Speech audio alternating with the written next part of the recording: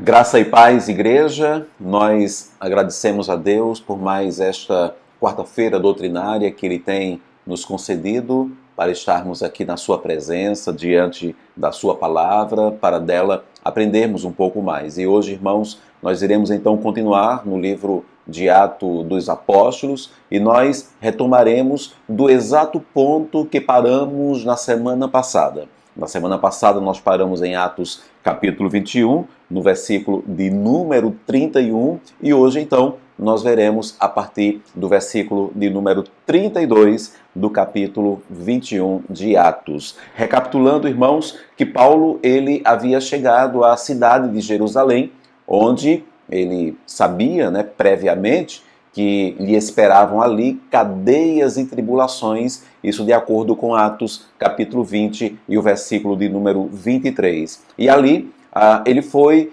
imediatamente acusado, ali naquela cidade, acusado de apostatar da lei mosaica, inclusive levando judeus convertidos a abandonarem práticas cerimoniais e inclusive ali introduzindo gregos, o que seriam ímpios, no templo do Senhor, o que seria uma profanação. E houve então um grande levante ali contra o apóstolo e já uma tentativa de tirar-lhe a vida.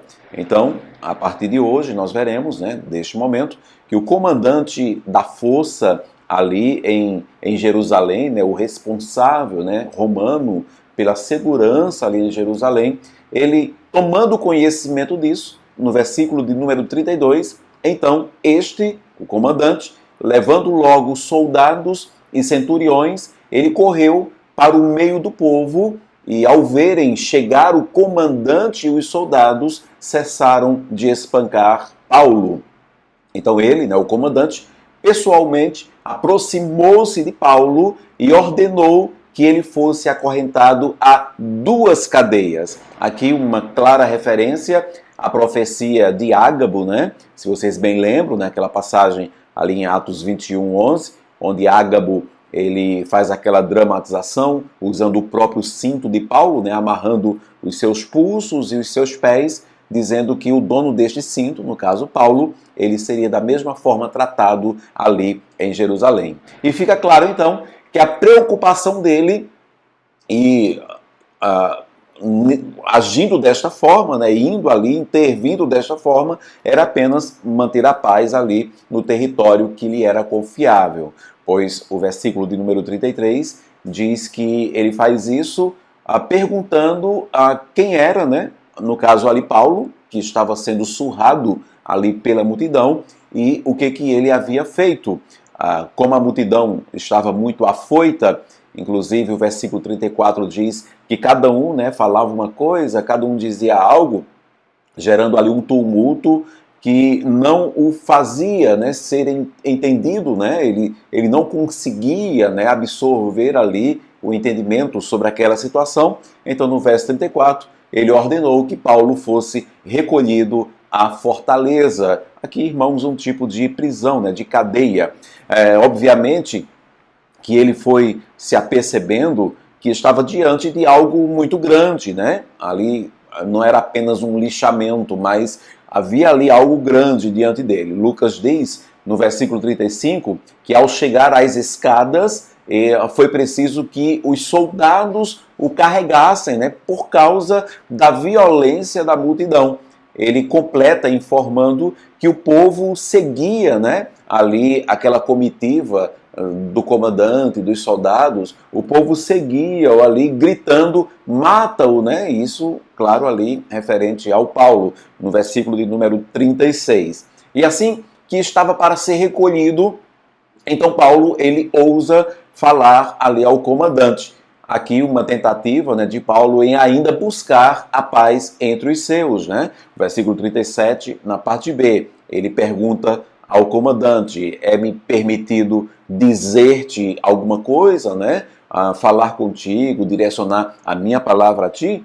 No que o comandante o responde também com um questionamento, também com uma pergunta. No versículo 37, na parte C, respondeu ele, sabes o grego? O comandante perguntou, você quer falar comigo, mas você, no caso, sendo um judeu, Você conhece o grego, e não apenas isso, mas o comandante realmente revela não saber muito bem de quem se tratava ali diante dele, né? Quem era Paulo, ou do que se tratava toda aquela balbúrdia. O versículo 38, o comandante pergunta para Paulo de imediato, né?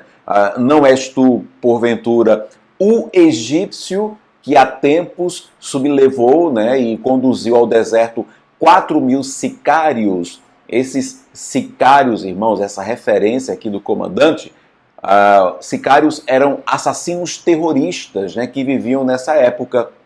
Era um grupo nacionalista que desejava muito ali, né, a queda de Jerusalém. Né? Era um grupo opositor. E aí havia, né, a história conta que havia um homem, e talvez seja essa a referência, que era líder, sim, de 4 a 6 mil sicários, né, terroristas ali naquela época, e que este homem havia sido perseguido, né, para ser preso, mas nunca o conseguiram encontrar. E provavelmente aqui, então, ele questiona Paulo se Paulo seria esse, né? Ele faz aqui essa referência acerca de uma outra pessoa, perguntando se talvez não fosse aquele homem ali diante dele, né, o apóstolo Paulo. E diante da oportunidade aberta, Paulo então o esclarece. No versículo 39, na parte A, respondeu-lhe Paulo: eu sou judeu, natural de Tasso, cidade tão insignificante da Cilícia. E não apenas isso, mas ele ainda ousa lhe fazer um segundo pedido. O primeiro pedido foi, né, será que eu posso falar contigo, direcionar minha palavra para você? Então, aberta ali aquela oportunidade, ele faz então um segundo pedido, no versículo 39, na parte B. E rogo-te que me permitas falar ao povo. Apresentando-se como um judeu, Paulo estava apontando ali ao comandante que talvez fosse melhor deixar judeus resolverem coisas de judeus, né? Basta, irmãos, que nós nos lembremos da relutância de Pilatos, né, por exemplo, para julgar Jesus, né? Havia essa ideia de que os romanos não interferissem, né? Caso, claro, os judeus também não interferissem nas coisas romanas. E o versículo 40, na parte A, afirma que, obtida então a permissão, né, Paulo ali obtendo aquela permissão para falar à multidão, ele realmente obteve êxito e demonstra com isso que realmente queria estabelecer a paz, né, e isso por meio de um esclarecimento. Então, no versículo 40, na parte B, Paulo, então, em pé, na escada, entendemos em um lugar mais alto, né, de forma que toda a multidão que o perseguia pudesse ali lhe ver e também lhe ouvir. Ele fez com a mão, né, um sinal ao povo, certamente um sinal de calma, né, para que lhe ouvissem, e fez então um grande silêncio, né? E ele falou em língua hebraica, dizendo, e o que Paulo fala é justamente o texto de Atos, capítulo 22, do versículo 1 até o versículo de número 21. E aqui, irmãos, de forma muito didática e também muito básica, nós encontramos um discurso testemunhal de Paulo, e é interessante nós lermos aqui, né, como se dá esse discurso. Paulo ele começou falando, né, irmãos e pais, ouvi agora a minha defesa perante vós. Quando ouviram que lhes falava em língua hebraica, guardaram ainda maior silêncio, né? E ele continuou: eu sou judeu, nasci em Tasso da Cilícia, mas criei-me nesta cidade e aqui fui instruído aos pés de Gamaliel, segundo a exatidão da lei de nossos antepassados, sendo zeloso para com Deus, assim como todos vós o sois no dia de hoje. Persegui este caminho, o caminho aqui com C maiúsculo, que seria, no caso, uma referência ao cristianismo, né? Então ele revela, eu persegui, então, a este caminho até a morte, prendendo e metendo em cárceres homens e mulheres, de que são testemunhas o sumo sacerdote e todos os anciãos. Destes recebi cartas para os irmãos, e ia para Damasco no propósito de trazer manietados, né, ali acorrentados para Jerusalém, os que também lá estivessem para serem punidos. Então, exatamente aquilo que ele estava passando. Ele estava dizendo: eu já agi como vocês, né? Eu também eu ia para a cidade ali de Damasco, eu iria, inclusive, para essa própria cidade, para aqui Jerusalém, e eu iria acorrentar estes que seguiam o caminho, né? Como vocês estão fazendo aqui comigo. Aí ele fala no versículo 6, ora, aconteceu que, indo de caminho, e já perto de Damasco, quase ao meio-dia, repentinamente, grande luz do céu brilhou ao redor de mim. Então, eu caí por terra, ouvindo uma voz que me dizia: Saulo, Saulo, por que me persegues? Perguntei: quem és tu, Senhor? Ao que me respondeu: eu sou Jesus, o Nazareno, a quem tu persegues. Os que estavam comigo viram a luz, sem contudo perceberem o sentido da voz de quem falava comigo. Então perguntei: que farei, Senhor? E o Senhor me disse: levanta-te, entra em Damasco, pois ali te dirão acerca de tudo o que te é ordenado a fazer. Tendo ficado cego por causa do fulgor daquela luz, guiado pela mão dos que estavam comigo, cheguei a Damasco.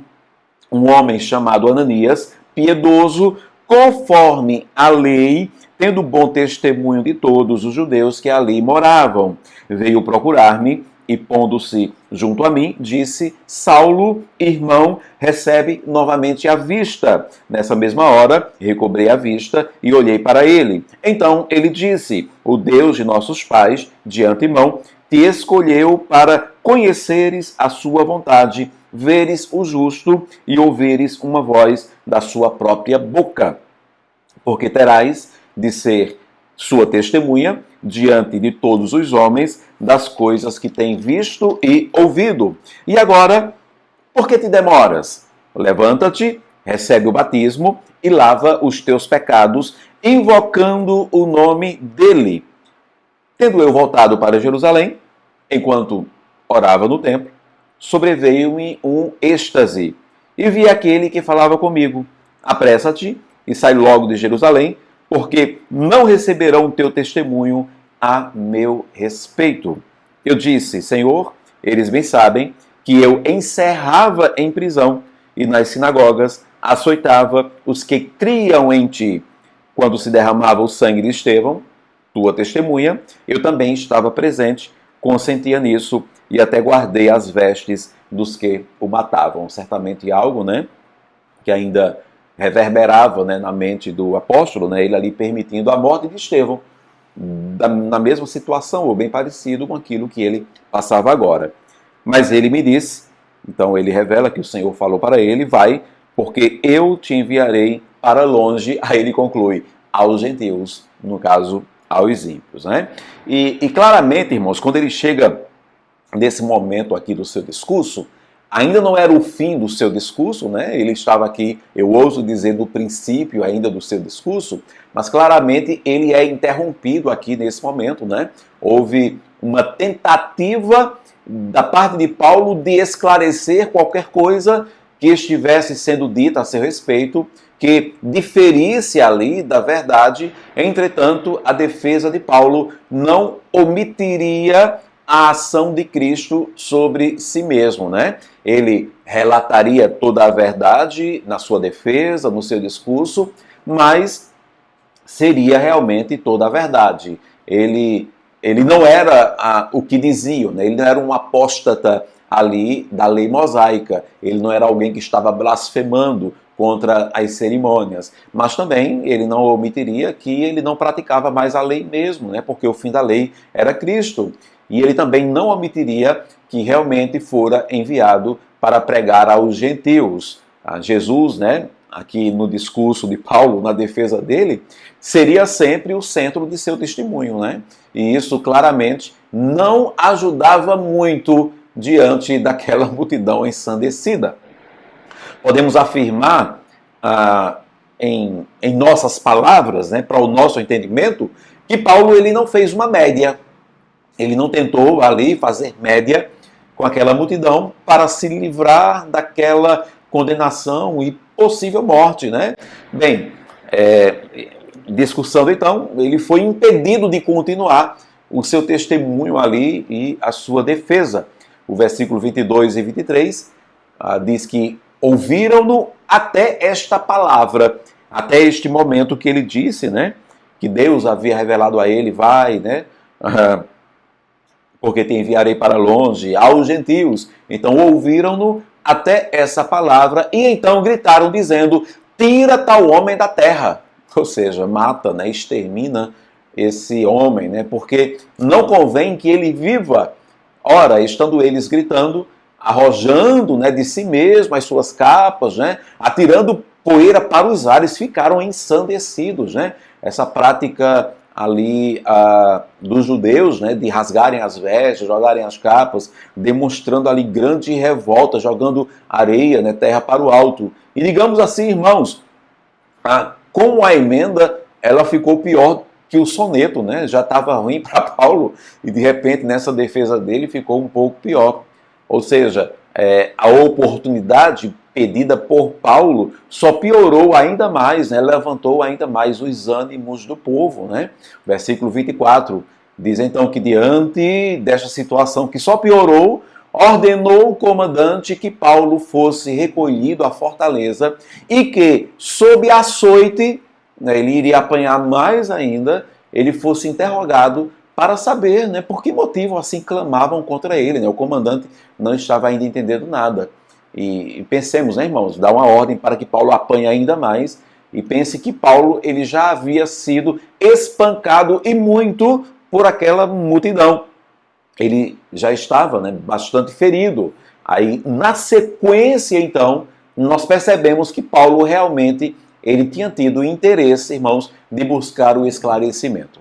Realmente era um interesse demonstrado e sincero da parte do apóstolo. Ele queria esclarecer. Ele não queria inflamar o povo. Esse não era o alvo do apóstolo.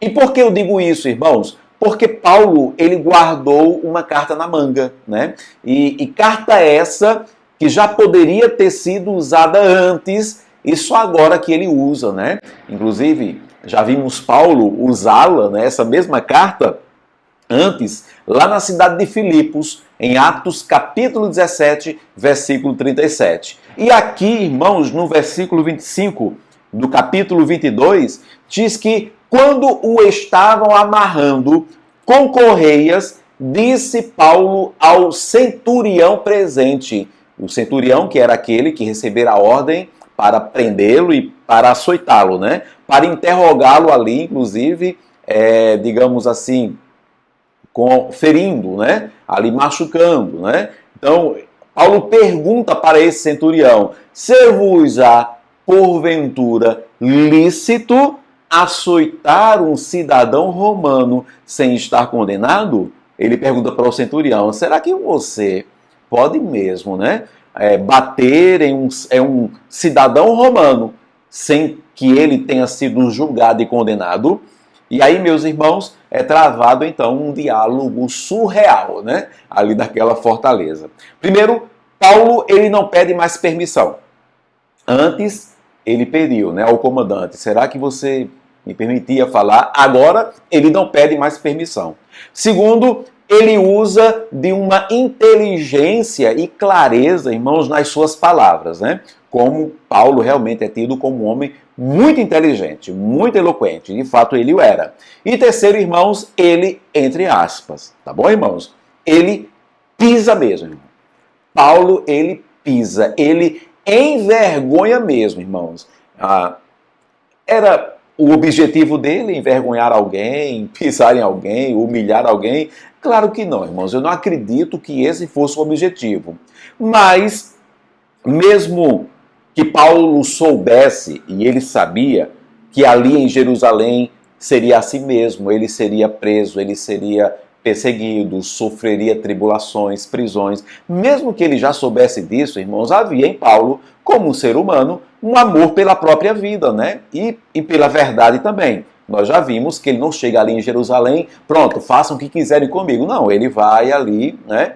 E ele usa de uma sobriedade, né? Ele tenta ali, claro, sempre trazer um esclarecimento. E Paulo, então, pergunta isso ao centurião: será que você espancaria, açoitaria um cidadão romano sem que ele fosse julgado e condenado? O centurião, sabendo do peso dessa pergunta de Paulo, Paulo lança ali uma dúvida, né?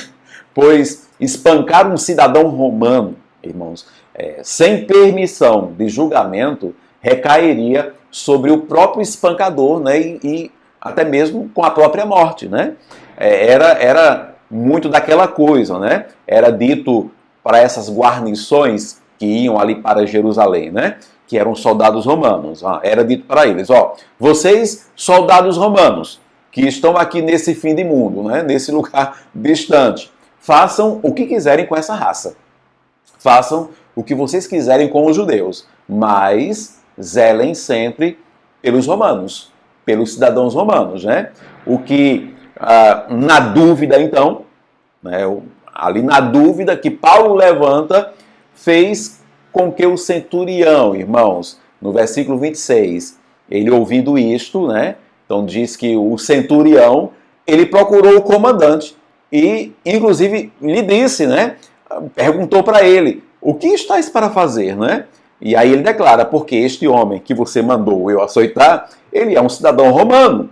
E aí, irmãos, vem o diálogo mais surreal, talvez aqui de Atos, capítulo 22, né? Ou talvez até de todo o livro do Atos, o versículo 27 e o versículo 28.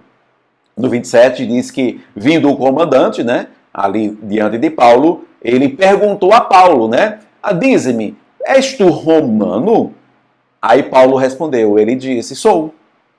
Ao 28. Respondeu-lhe o comandante: a mim me custou grande soma de dinheiro este título de cidadão. Tipo, eu mesmo, para ter o título de cidadão romano, me custou uma grande soma. Então aqui ele revelando, inclusive, que ele não era um romano ali de nascença, né, por assim dizer, irmãos. Então a mim me custou grande soma, né, e você um judeu, né, e aí tipo um prisioneiro, sendo odiado por todos, como conseguiria isso, né? Aí Paulo disse, olha aí, ó, pois eu, no meu caso, eu tenho por direito de nascimento. Tipo, se você teve que comprar o seu título, o meu não, ele veio por direito de nascimento. Paulo pisou com força, irmãos. Ele humilha. Aqui uma maneira bem nordestina de se falar, não é? Ele humilha, ele pisa mesmo naquela situação. Paulo apenas estava dizendo que ele tinha mais direitos do que aquele próprio comandante que estava à sua frente. Era só isso que Paulo estava dizendo. Paulo só estava dizendo assim: eu tenho mais direito do que você. E não à toa, irmãos, o resultado que ele obtivera, né, diante deste diálogo, desta revelação, no versículo 29, na parte A, diz que imediatamente se afastaram. Irmãos, eles nem pedem documentação. O medo era tão grande de uma situação como essa, eles poderiam pagar tão caro por aquilo que fizeram contra um cidadão romano, que diz que imediatamente se afastaram, né? A ideia é que todos que ali estavam deram um passo para trás. E, tipo, ficaram longe de Paulo, né? E imediatamente se afastaram, o que estavam para o inquirir com açoites. O comandante, ele ficara tão preocupado, irmãos, tão preocupado, que é demonstrado que a sua preocupação também era pelo simples fato de ter mandado prender a Paulo. Ele ficou preocupado pelo simples fato de dizer, nossa, eu mandei amarrar, né, as mãos e os pés deles. Versículo 29, na parte B. O próprio comandante sentiu-se receoso quando soube que Paulo era romano, porque o mandara amarrar. E o texto, então, finaliza dizendo que, no versículo 30, no dia seguinte, querendo certificar-se dos motivos por que vinha ele sendo acusado pelos judeus, ele soltou a Paulo, né? E ordenou que se reunissem ali os principais sacerdotes e todo o sinédrio, e mandando trazer Paulo, apresentou então perante eles. E então, irmãos, a partir de então, no capítulo número 23, Paulo perante o sinédrio, é o que nós veremos na próxima semana. Ok, irmãos? Mas aqui, irmãos, em rápidas palavras, algumas aplicações para a nossa vida, algumas lições que podemos tirar deste bloco, deste episódio que nós vimos hoje. A primeira delas, irmãos, seguindo numa mesma sequência ali, parecido com as aplicações da semana passada, a paciência do apóstolo, né? Em primeiro lugar, a paciência do apóstolo. E que exemplo para nós, irmãos, se na semana passada a humildade, a sobriedade e o resultado do apóstolo já nos foram testemunhais, a sua paciência aqui, hoje, nesse momento, nesse contexto, nesse episódio, foi tremenda, irmãos. Tremenda.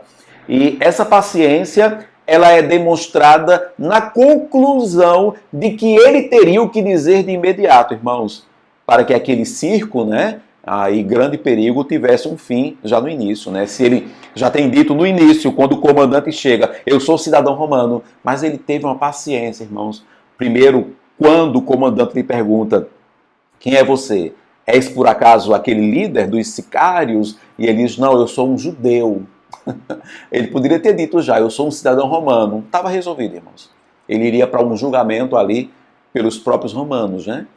Poderia ser condenado, mas estava a priori resolvido. Mas ele teve uma paciência. A paciência do apóstolo é um exemplo para nós. O que nos leva à segunda aplicação, que é a espera do apóstolo, né? Ele esperou o momento certo para agir, irmãos.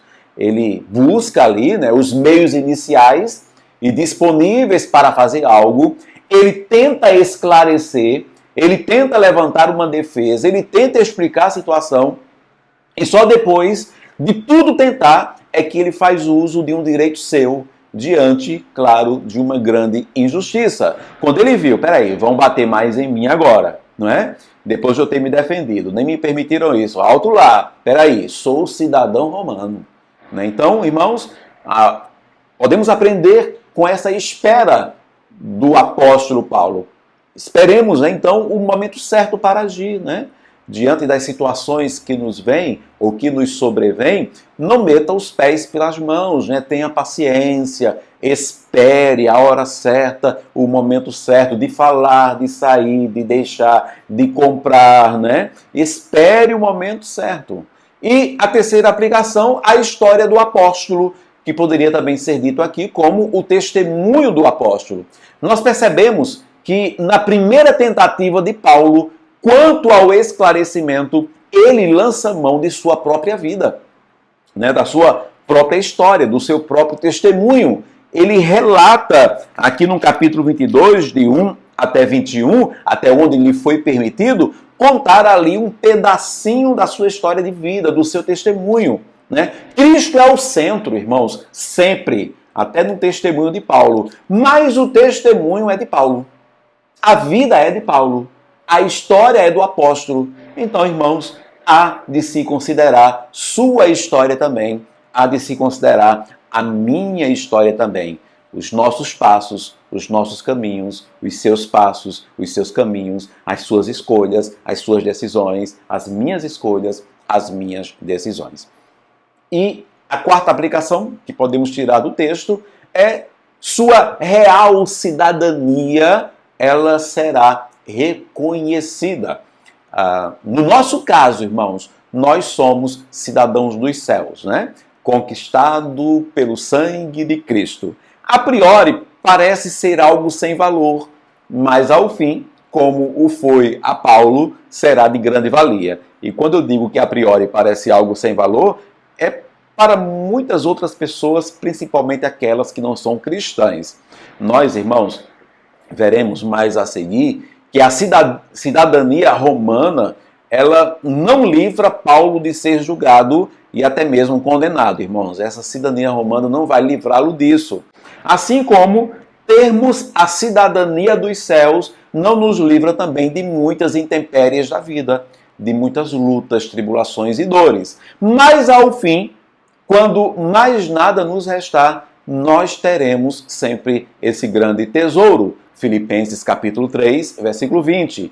Pois a nossa pátria está nos céus, de onde também aguardamos o Salvador, o Senhor Jesus Cristo. A nossa pátria, diz a palavra do Senhor, palavras do próprio apóstolo Paulo, está nos céus. Nós somos cidadãos dos céus, irmãos, cidadão dos céus. Então, irmãos, nos chama a atenção e são lições para a nossa vida. A paciência do apóstolo, a espera do apóstolo, a história do apóstolo e a sua real cidadania. E no nosso caso, essa real cidadania que será reconhecida. Ao fim de tudo, valerá muito a pena sermos cidadãos dos céus. Então, irmãos, até a próxima quarta-feira, quando nós continuaremos a partir do capítulo de número 23 de Atos dos Apóstolos. Oremos ao Senhor. Pai, muito obrigado, Deus, pela Tua palavra e por tudo que aprendemos dela, Senhor, até aqui, Senhor. Por meio deste livro de Atos dos Apóstolos, especialmente, Deus, no exemplo da Tua igreja primitiva e ainda mais, Deus, também no testemunho do apóstolo Paulo. Derrama da Tua edificação sobre nós. Faz-nos, Deus, crescer por meio da Tua palavra, do Teu entendimento. Porque, Senhor, para os nossos caminhos, a luz verdadeira é a Tua palavra, Deus. E é dela que nós precisamos. Então, nos alimenta por meio dela, no nome de Cristo Jesus, que vive e reina para todo sempre.